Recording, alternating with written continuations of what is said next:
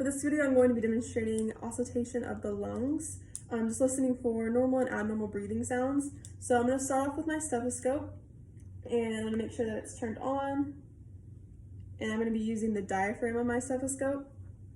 And then for the locations, I marked them with tape just so you could see them better.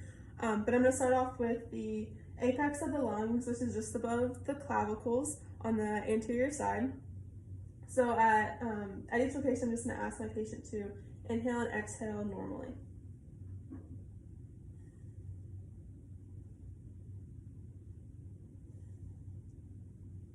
And then the upper lobes of the lungs.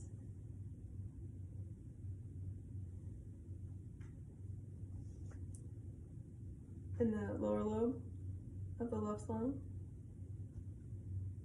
And the middle lobe of the right lung. And then the lower lobes.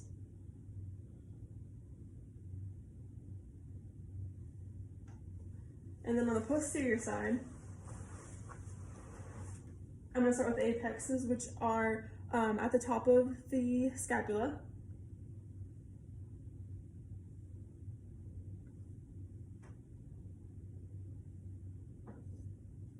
And I'm just going to work my way down the scapula, going from the upper lobes to the lower lobes.